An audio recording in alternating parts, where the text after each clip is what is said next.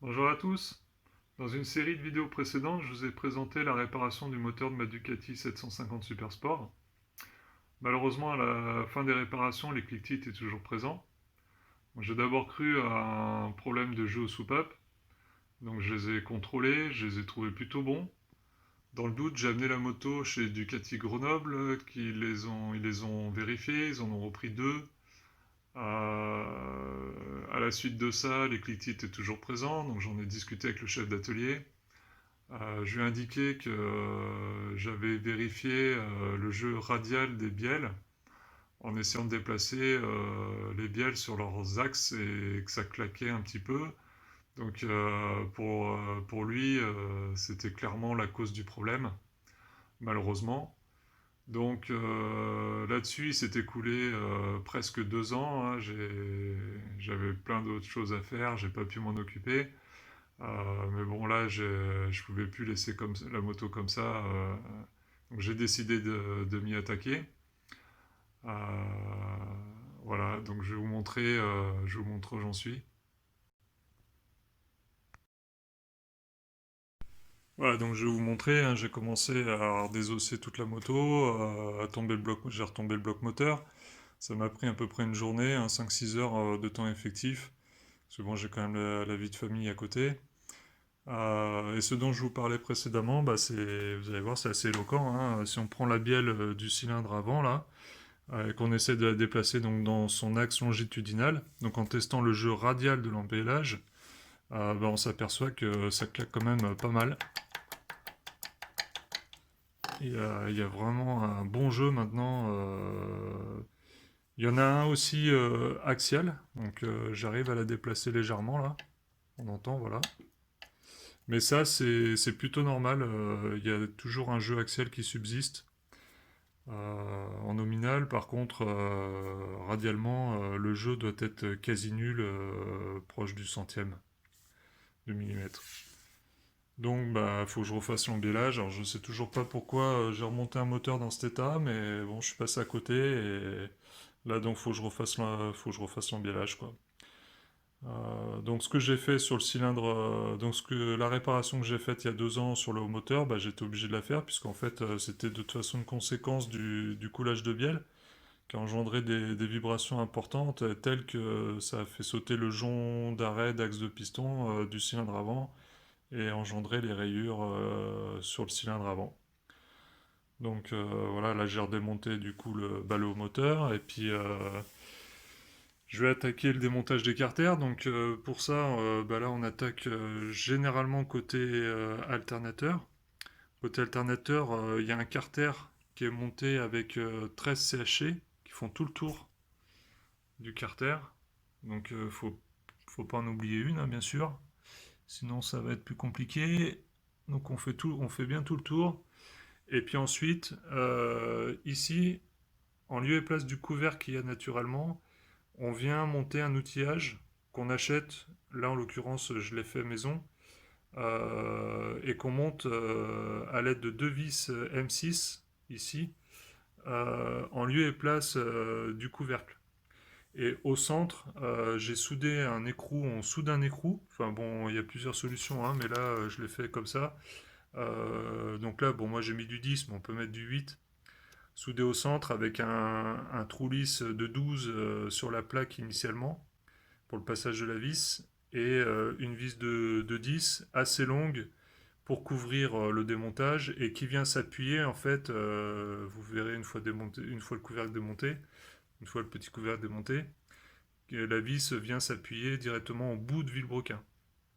Et quand on visse, bon bah là j'ai testé, c'est radical, hein, ça déplace tout de suite le carter de l'alternateur et donc ça fait office d'arrache volant magnétique en fait. Fait maison. Donc je vais démonter ce carter et puis derrière je vous montrerai la suite du démontage.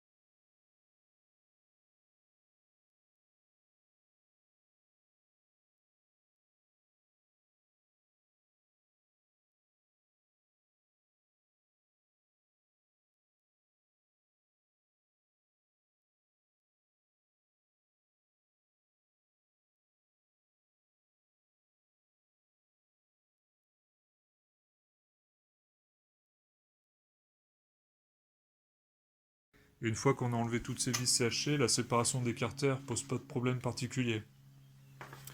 Au démontage, bah, ça a pas loupé dans le fond des carters, du carter droit là. Je retrouve une bonne quantité de limailles de bronze qui doivent correspondre forcément bah, au coussinet de bielle détérioré. J'ai pas réussi à démonter le pignon primaire monté sur le vilebrequin du côté droit. Donc pour l'instant, bah, le vilebrequin est prisonnier du carter droit. Alors je vais démonter en l'état les bielles dans l'immédiat, vérifier la portée de bielle, des bielles sur le vilebrequin.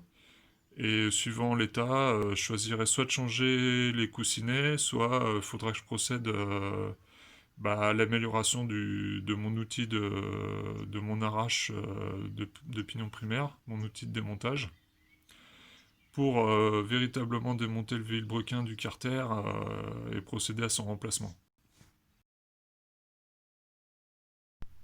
Voilà, donc j'ai assez rapidement réussi à démonter les bielles. Donc concernant la bielle du cylindre vertical, le coussinet est plutôt en bon état. Il n'y a pas de dommages apparents notables.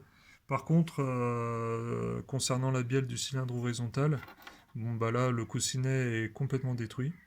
Il y a carrément toute une couche là qui est partie en lambeaux. Par contre, j'ai contrôlé le maneton du vilebrequin. Donc sur toute la hauteur du maneton, à l'ongle, on sent pas de strie particulière, démarcation particulière. Et je le contrôle sur toute la hauteur à 40.00, ce qui semble être une bonne indication et démontrerait que le vilebrequin est plutôt bon, vu que la bielle du cylindre vertical présentait pas de jeu et que j'obtiens la même cote, je mesure la même cote sur toute la hauteur du maneton. Donc là, je vais commander toutes les pièces, à savoir les pions, les deux pions par bielle. Parce que j'en ai tordu un, bon, je pense que c'est mieux de les. Vu le prix, vu ce que ça coûte, je pense que c'est mieux de les remplacer. Les coussinets de bielle, toutes les rosettes, les rondelles de sécurité, les deux joncs d'axe de piston qui ont été démontés, l'écrou de blocage du volant d'alternateur. Voilà.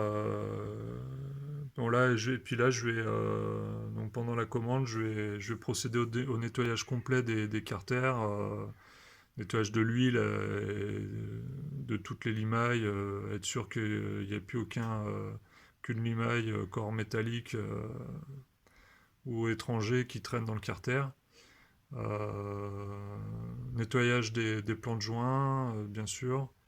Et puis ensuite, à réception des pièces, bah, procéder au remontage complet du moteur et je vous représenterai une vidéo à la fin du remontage.